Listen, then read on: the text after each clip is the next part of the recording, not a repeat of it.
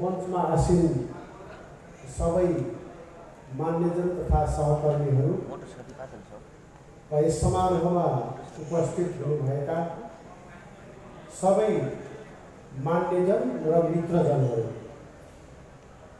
मलाई 20 मिनटको समयभित्रै सिद्ध्याउनु भन्नुभएको छ।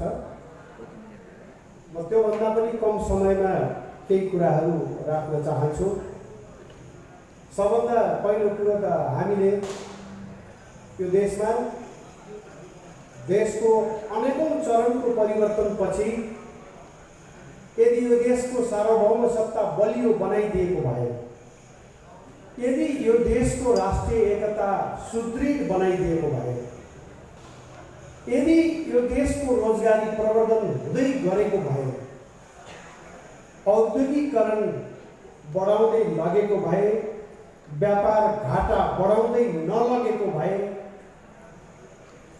जनताको दैनिक जीवन पहिले भन्दा असहज बनाउँदै नलगेको भए, अपराध र अपराधीकरण नबढेको भए, शान्ति सुरक्षा पहिले भन्दा अझै राम्रो गराउन सकेको भए, हामीले आज यसरी सङ्गठित हुनुपर्ने, फेरि जनताको लागि देशको लागि भनेर केही गर्नुपर्ने भनेर थप अठोट गर्नै पर्ने थिएन। हामीले देश चलाऊ, देशको संरक्षण गर भनेर जसलाई जिम्मा दियौँ, जसलाई विश्वास गर्यौँ, हरेक पटक गल्ती जति नेतृत्वले गर्ने प्रशासन र राजनीतिको, दोष जति संविधानलाई लगाउने क्रम हुँदै आयो। 7औं पटक यो अन्तिम संविधान यसले देशलाई छुमन्तर गरिदिन्छ र देशलाई बदलिदिन्छ भनेर हामीलाई एउटा विश्वास दिलाइयो। हामीले विश्वास गर्यौँ। यो संविधान आइसकेपछि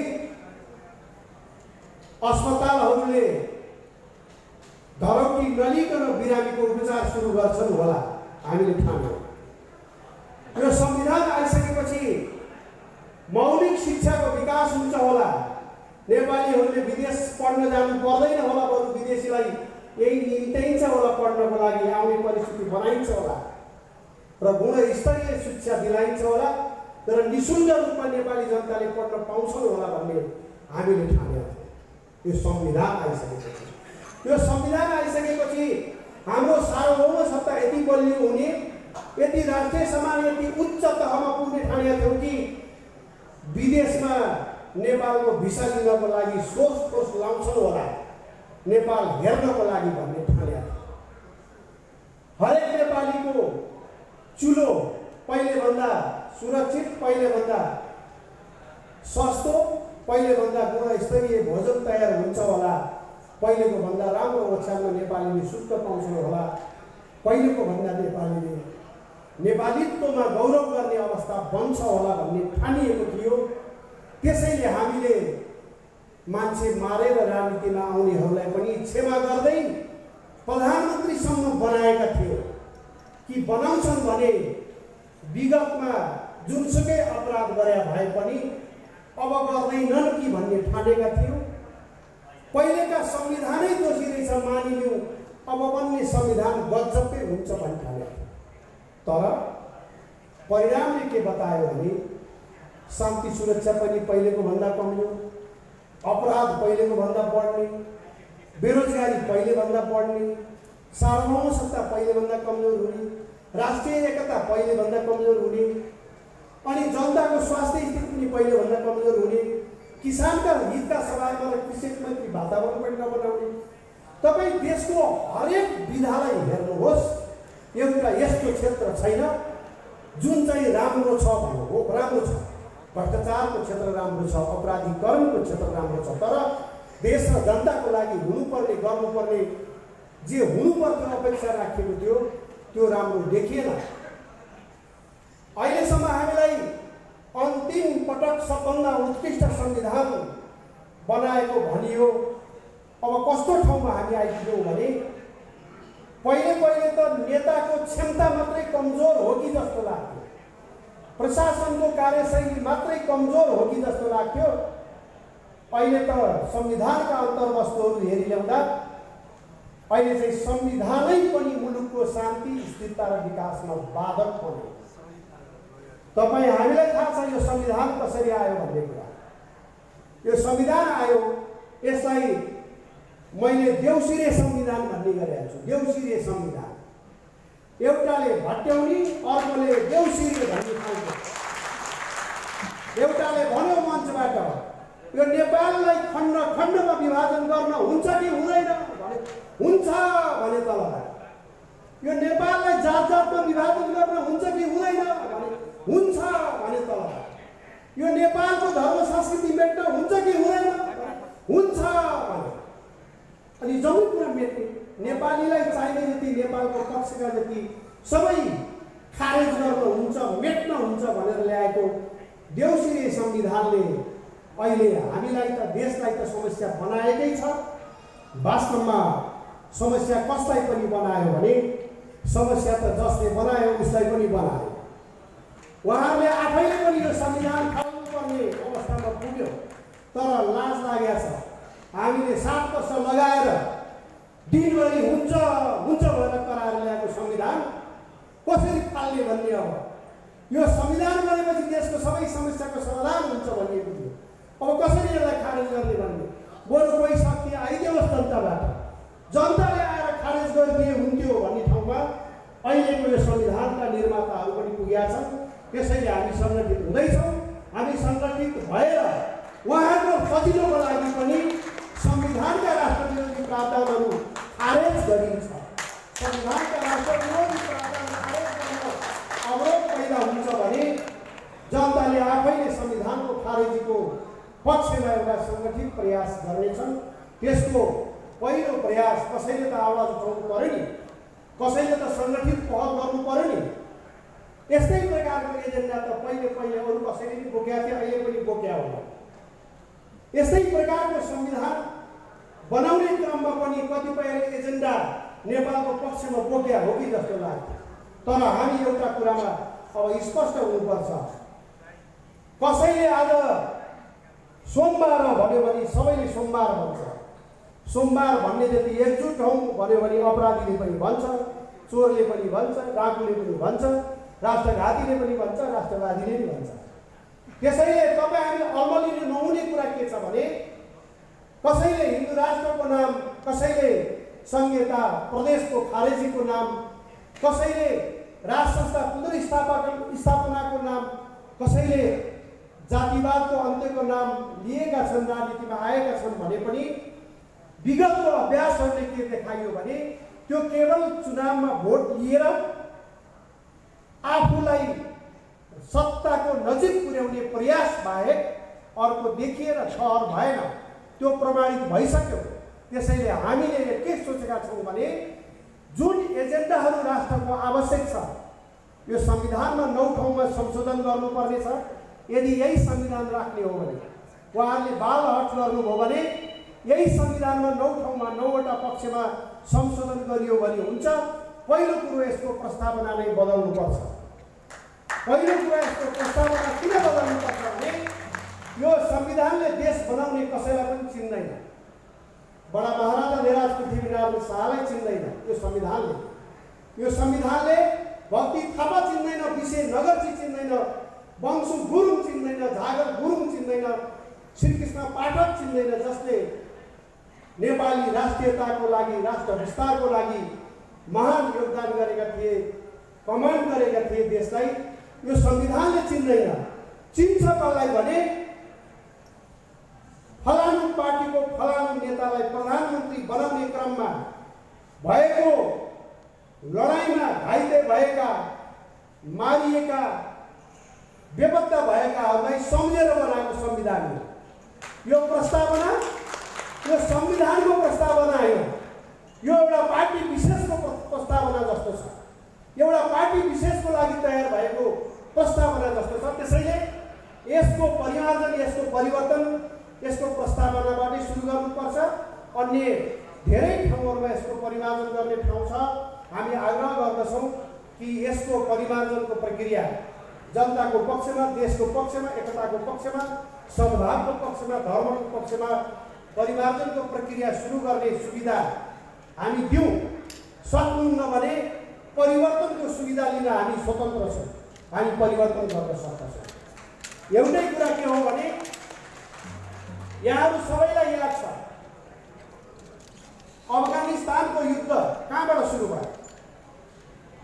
जब त्यो देशको धर्म संस्कृति नाश गर्ने योजनाबद्ध प्रयास सुरु भयो, जब बहुसंख्यक जनताको भावनालाई उपेक्षा गरेर अघि बढ्ने प्रक्रिया सुरु भयो, अफगानिस्तानको द्वन्द्वको बीजारोपण त्यहीँनिर भएको थियो। अहिले हामीले यो पनि बुझ्नु पर्दछ, बम हानेर, परमाणु बम हानेर जापानलाई सिद्ध्याउन खोजिएको थियो, तर जापान सकिएन। परमाणु बमले देश सिद्ध्याउन सकिँदो रहेछ भन्ने प्रमाणित भयो। तर धर्म सिद्ध्याउन खोज्दा, संस्कृति सिद्ध्याउन खोज्दा, त्यो देशको मौलिकता सिद्ध्याउन खोज्दा अफगानिस्तान कस्तो अवस्थामा पुग्यो हामीले देखेका छौँ। र अर्को यो पनि सम्झनुपर्छ, आफ्नो धर्म संस्कृति मौलिकता जोगाउन खोज्दा मरुभूमिमा पनि इजरायल जस्तो देश कसरी बाँचिरहेको छ। आफ्नो मौलिकता सहित बाँच्न खोज्यो भने त्यो देश बाँच्दो रहेछ, जतिसुकै विकट अवस्थामा होस्। त्यसैले हामी हाम्रो देश जोगाउनको लागि हाम्रा मौलिक मान्यताहरू, हाम्रो इतिहास, हाम्रो सभ्यता, हाम्रो धर्म, हाम्रो परम्परा, यो सबै जोगाएर त्यसपछिको समृद्धि हामीले खोजेका हौँ। यो सबै चिज नाश गरेर होइन। अहिलेको अवस्था भनेको ठ्याक्कै अहिलेको अवस्था भनेको देशलाई उल्टो बाटोमा लगिएको छ। उल्टो बाटो। तपाईँ हामी देशलाई एकताबद्ध बनाऊँ भनेको कुरालाई अहिलेको अवस्था व्यवस्थाले प्राथमिकता दिँदैन। देशलाई 7 टुक्रा मात्रै होइन 15 टुक्रा बनाऊँ भन्यो भने चाहिँ अहिलेको राज्य सरकारले महत्त्व दिन्छ। जात जातमा विभाजन नगरौँ, जातीय सद्भाव बढाउँ भन्यो भनेदेखि अहिलेको सरकारले त्यसलाई सुन्न खोज्दैन। तर जातीय विभाजन गरौँ, जातका कुरा गरौँ भन्यो भनेदेखि चाहिँ अहिलेको सत्ताले धेरै महत्त्व दिन्छ। अहिलेको सत्ताले हिंसा र अपराधका कुरा गरौँ भन्यो भनेदेखि ठुलो महत्त्व दिन्छ। शासन क्या गर्छ? जनता त निरीह भइसक्यो। अहिले तटस्थ समूह, जनताको समूह, स्वतन्त्र धारणा बनाउनेहरूको समूह धेरै कमजोर भइसक्यो। त्यसैले यो अवस्थामा हामीले के सोच्छौँ भने अब यो नेपाली माटोले जे बोल्छ, माटोको धुकधुकी जे छ त्यो हाम्रो मुटुमा राखौँ। मुटुमा जे छ त्यो मुखबाट, शब्दबाट प्रस्तुत गरौँ। हामीले हाम्रो एजेन्डा जे बनाएका छौँ यो कुनै बाहिरबाट आयात गरिएको, कुनै मार्क्स नामका व्यक्तिले, कुनै लेनिन नामका व्यक्तिले, कुनै गान्धी नामका व्यक्तिले, कुनै माओसेतुङ नामका व्यक्तिले यो देश बनाउने कुरामा योगदान दिएका थिए भन्ने मलाई लाग्दैन। मैले कम पढेका भएर हो कि मार्क्सले नेपालको निर्माणमा कुनै योगदान दिए जस्तो लाग्दैन, लेनिनले पनि कुनै योगदान दिए जस्तो लाग्दैन, माओसेतुङले पनि योगदान दिए जस्तो लाग्दैन, नेपालको एकीकरणमा, नेपालको निर्माणमा गान्धीजीले पनि योगदान दिए जस्तो लाग्दैन। उहाँलाई स्मरण गर्ने आफ्ना ठाउँहरू होलान्, तर नेपालको निर्माणको, नेपालको एकताको, नेपालको समृद्धिको, नेपालको सबलीकरणको कुरा गर्यो भने उहाँहरूलाई हामीले सम्झिराख्नु पर्दैन। हामीले सम्झिने पात्रहरू जसलाई हामीले यो कार्यक्रमको सुरुवाती चरणमै हामीले सम्झ्यौँ र भन्यौँ कि यसरी हामी फलानु वीरहरू जसले नेपालको एकीकरणमा, यसको राष्ट्रियतामा योगदान पुर्याउनु भयो, उहाँहरूलाई स्मरण गरौँ भनेर हामीले भनिसकेका छौँ।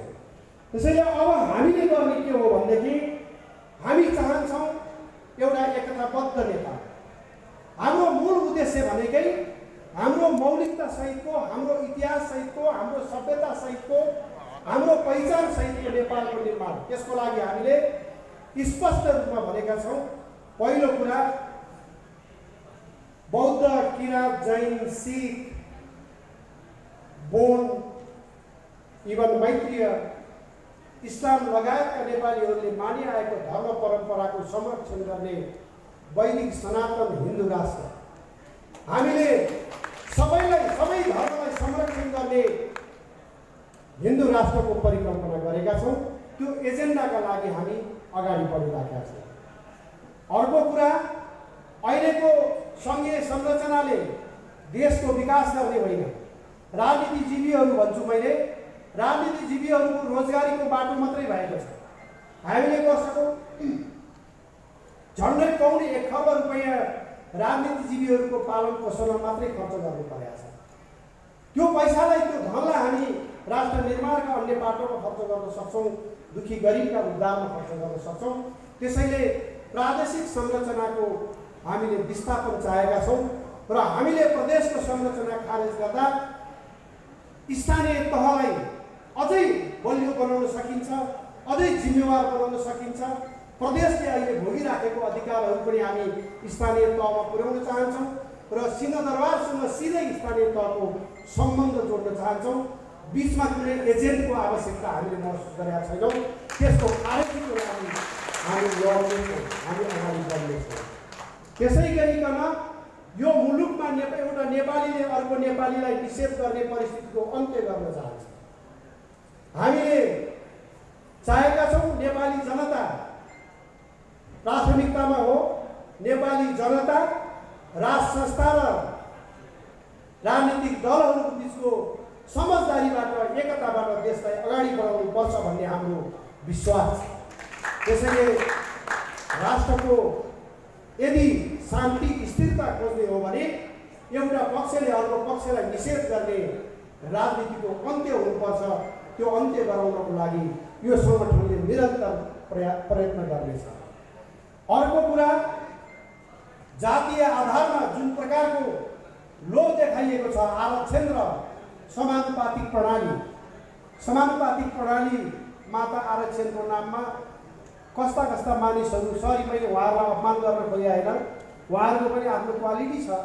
यद्यपि उहाँहरूको चयन गर्ने बेलामा जुन प्रकारले गरियो, कसैको धन लिएर मनोनित गरियो, कसैको मन लिएर मनोनित गरियो। तर देश र जनताको लागि आवश्यक को छ, योग्य को छ, क्षमतावान को छ भनेर मनोनयन गरिएन।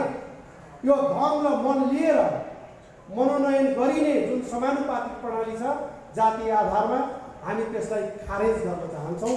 हामी खारेजको लागि लाग्छौँ र मैले बारम्बार भन्ने गरेको छु, यो आरक्षण प्रणाली सिकाउने अमेरिका र युरोपमा आरक्षण प्रणालीको अवस्था के छ हेर्नुहोस् त। हामीले त्यतातिरको पढौँ त, त्यतातिरको अध्ययन गऱ्यौँ भने जसले आरक्षण प्रणाली आफ्नो संविधानमा राखेको छैन, आफ्नो व्यवस्थामा छैन, हामीलाई किन सिकाइएको छ भने यो समग्र प्रक्रिया भनेको नेपालको राज्यलाई कमजोर बनाउने उद्देश्यबाट प्रेरित छ। जगैदेखि राष्ट्रलाई हल्लाउने कुरासँग सम्बन्धित छ यो आरक्षण प्रणाली।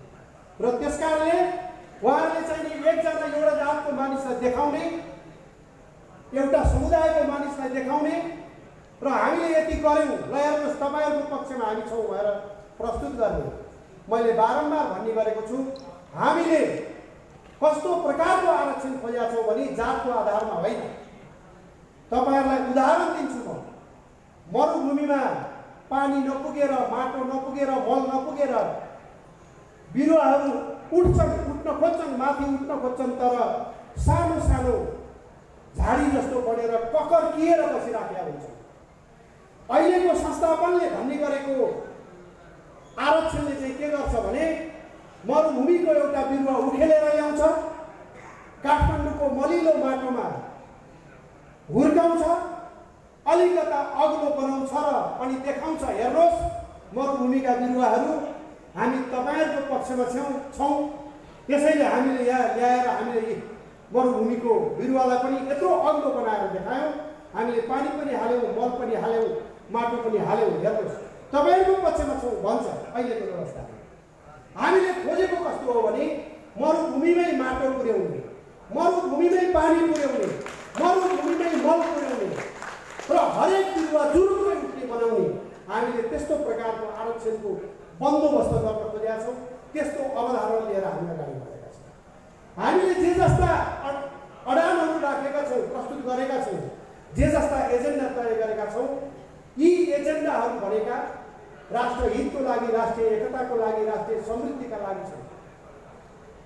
उहाँहरूले बोकेका एजेन्डा जनवाद र समाजवाद, कुनै के प्रजातन्त्रवाद, अनेक विशेषण लगाइएका छन्।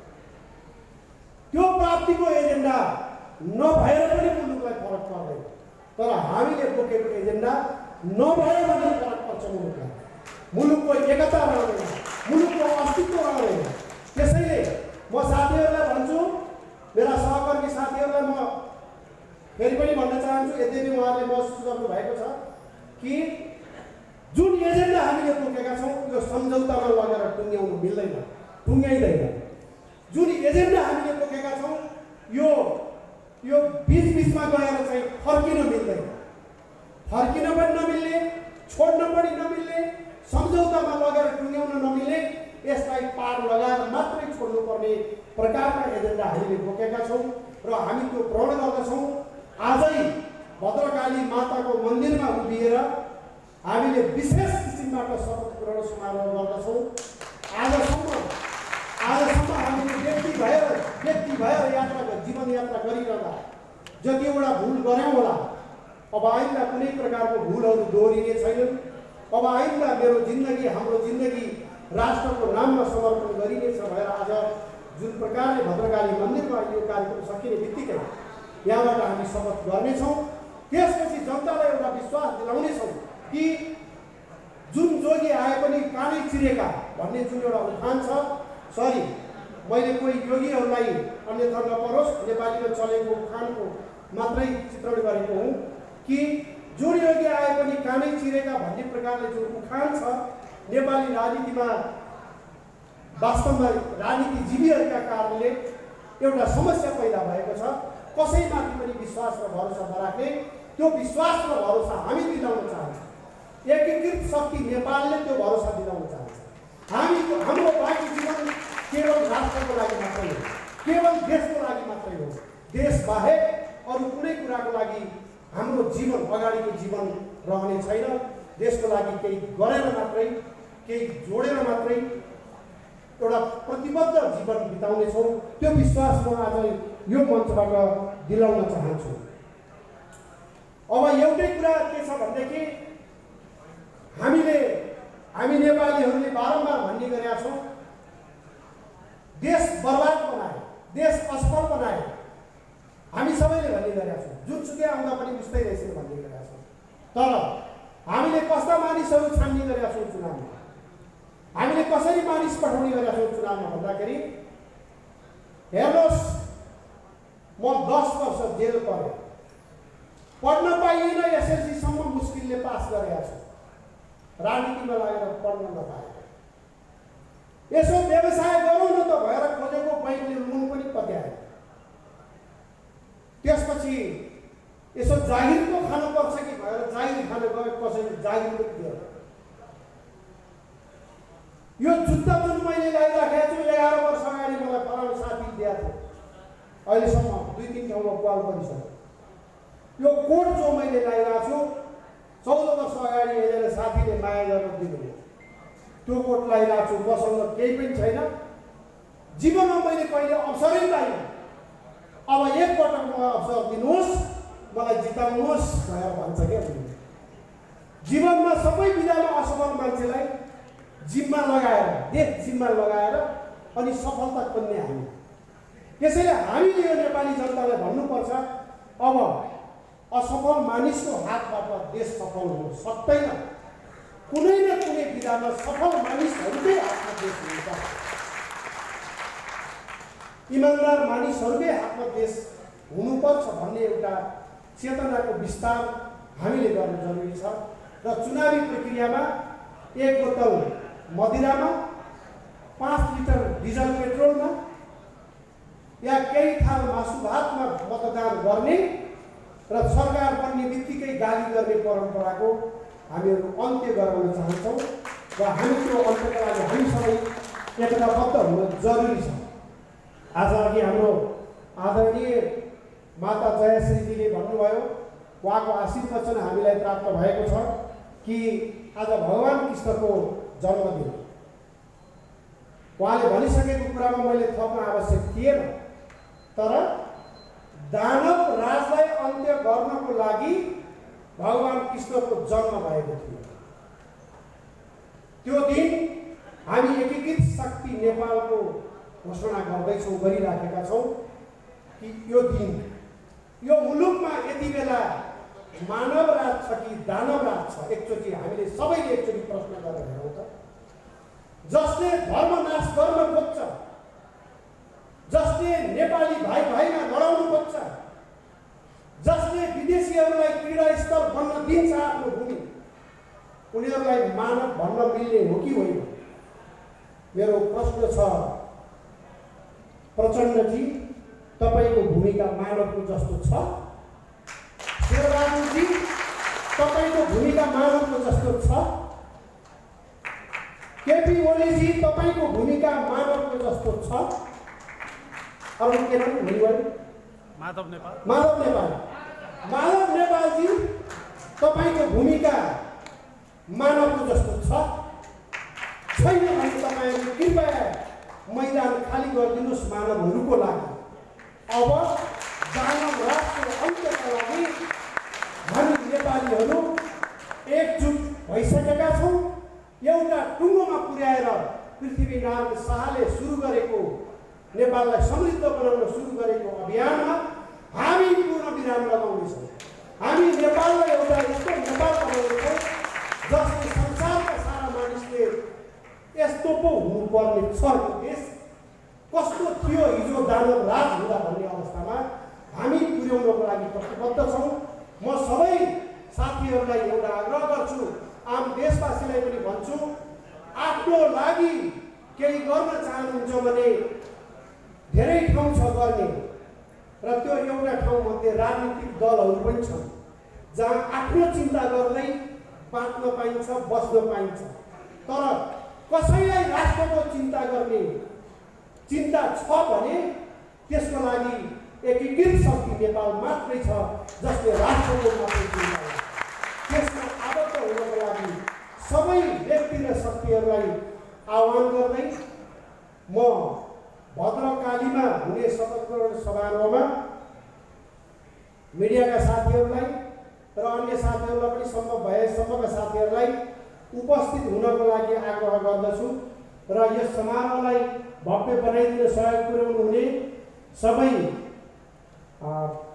लामाजनहरू, गुरुदेवहरू, आदरणीय माता श्री जयश्रीजी लगायत अरू सबै विभिन्न तह र तबकाबाट यहाँ पाउनुभएका सबै मित्रजन र मान्यजनलाई म हार्दिक धन्यवाद दिँदै आजको यो मेरो संक्षिप्त मन्तव्य सम्भवतः 20 मिनट पनि बित्यो जस्तो लाग्यो। त्यसैले म यहाँहरूलाई सबैप्रति आभारी प्रकट गर्दै धन्यवाद दिन चाहन्छु। हाम्रो भेट भद्रकालीमा हुनेछ।